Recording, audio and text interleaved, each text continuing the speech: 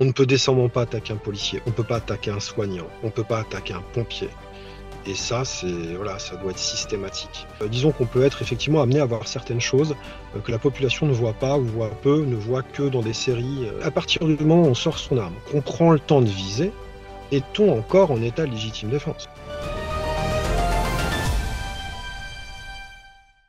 Ces derniers jours, l'actualité a été marquée par une série d'agressions d'agents de police.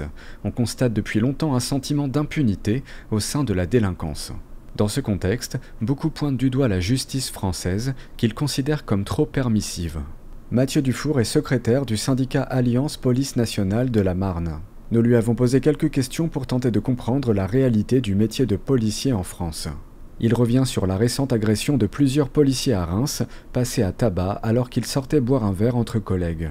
Vers 23h30, nous avons des fonctionnaires, 4 fonctionnaires de police hors service qui se sont stationnés sur le parking du commissariat, hein, tout simplement, de l'hôtel de police de Reims, pour rejoindre 3 autres collègues qui étaient, eux, au centre-ville de Reims.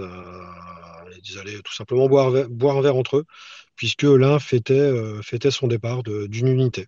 Ils ont été pris à partie par une petite dizaine d'individus, sans qu'il y ait d'échange entre eux, euh, sans qu'il y ait même d'invectives de deux part et d'autre. Ça a été des violences directes, comme je reciterai le procureur de la République de Reims, un tabassage en règle. Il y a eu un collègue qui a eu un trauma crânien suite à la première agression. Et dans un second temps, donc les fonctionnaires de police qui étaient au centre-ville ne voyant pas venir forcément arriver leurs collègues, se sont redéplacés vers le commissariat. Et en revenant vers le commissariat, entre le centre-ville et le commissariat, vous savez, on a des promenades, on a un petit bois qui a été aménagé à cet endroit. Et ils sont retombés sur les mêmes agresseurs que les premiers collègues et ils se sont également fait violenter. La vidéo qu'on voit sur les réseaux sociaux qui a été diffusée, s'agit de la deuxième altercation, des deuxièmes violences en tout cas qui ont été faites contre nos collègues hors service. Monsieur Dufour déplore une augmentation des violences à l'encontre des policiers. On peut considérer, au vu des derniers éléments et des derniers faits, qu'on est sur une augmentation, somme toute inquiétante, hein, des violences faites à notre encontre, qu'elles soient faites sur nos services de fonctionnaires, je dirais, en service, et justement, comme on a vu à Reims, de fonctionnaires hors service. Puisqu'ils n'avaient aucune, voilà, ils ne s'étaient pas marqué police sur eux, ils n'avaient pas de brassard, rien du tout. Leur seule faute qu'ils ont eue à l'égard de leur agresseur, en tout cas, c'est de quitter l'hôtel de police de Reims et forcément d'être identifiés comme tels par le groupe d'assaillants. Quelles sont les principales difficultés du métier de policier aujourd'hui? Il n'est pas audible d'être agressé, vous me direz d'être agressé en service également, mais encore moins, je dirais, hors service. Il faut aussi des moyens, que des moyens soient donnés à la police, des moyens qu'ils soient financiers, mais qu'ils soient aussi humains, hein, puisqu'on a une perte d'effectifs dans la police, donc ce qui est de plus en plus dur pour nous de pouvoir assurer la protection de toutes les personnes et des biens en tout cas. Et aussi au niveau de l'investigation, nous avons une perte de fonctionnaires, d'officiers de police judiciaire, ce qui fait qu'on a vraiment du mal à procéder à toutes les procédures que l'on a. On a des milliers et des milliers de procédures qui ne sont pas traitées, hélas.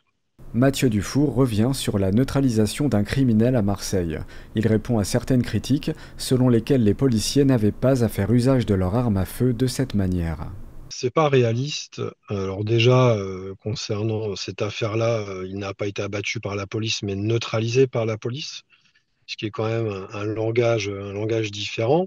Ils intervenaient sur un individu qui avait poignardé des personnes et qui aurait pu continuer à agresser d'autres personnes ou en tuer d'autres. Donc on était sur quelque chose qu'on pourrait considérer comme un périple meurtrier. Et les collègues ont agi en état de légitime défense. La légitime défense qui a été un acte instantané.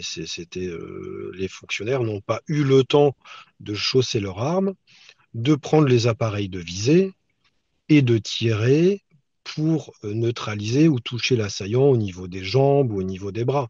C'est-à-dire qu'à partir du moment où on sort son arme, qu'on prend le temps de viser, est-on encore en état de légitime défense? C'est pour ça que quand vous avez souvent des fonctionnaires qui interviennent, qui font usage de leurs armes, on fait usage de leurs armes pour faire cesser une atteinte injustifiée envers soi-même ou autrui qui nécessite la sortie d'armes et l'ouverture de feu, sans que forcément les collègues aient ne serait-ce que le temps même de viser. C'est un tir de réaction. Plusieurs études montrent que le métier de policier est l'un des métiers les plus à risque. On n'est pas une profession comme les autres et on est amené à être confronté un peu à tout en fait, que ce soit la violence physique, que ce soit des risques biologiques, à des contaminations au sang, à tout ce qu'on peut voir au niveau psychologique, au-delà des risques somme toute physiques et de blessures qui peuvent être liés à certaines interventions. Mathieu Dufour revient sur le taux de suicide dans la police, qui est très élevé comparé aux autres corps de métier en général. Disons qu'on peut être effectivement amené à voir certaines choses que la population ne voit pas ou voit peu, ne voit que dans des séries qu'elles soient françaises ou américaines. Le métier de policier, c'est de confronter à la réalité, la dure réalité que l'on voit aujourd'hui, hein, qu'elle soit en France ou ailleurs. Et c'est ça qui peut aussi être compliqué parfois à gérer.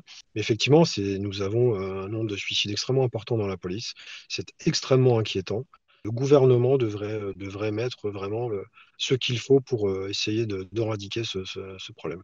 Le syndicaliste d'Alliance revient sur la réputation des policiers en France, où, contrairement à d'autres pays, le respect envers l'armée et la police semble moins fort.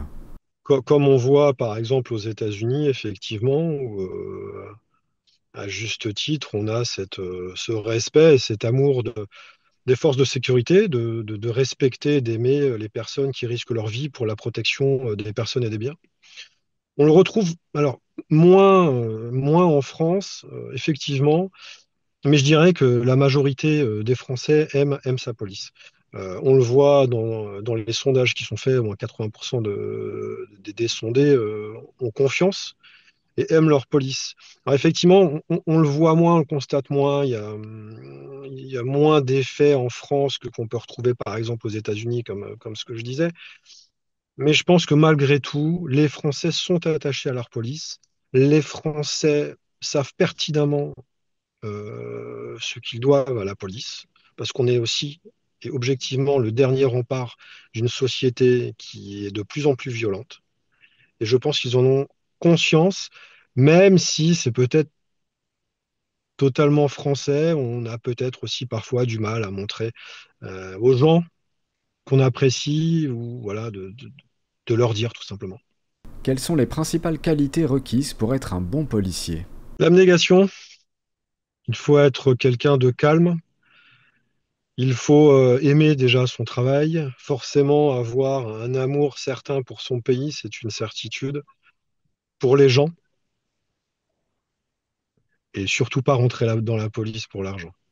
Mathieu Dufour espère voir une avancée dans l'application des peines.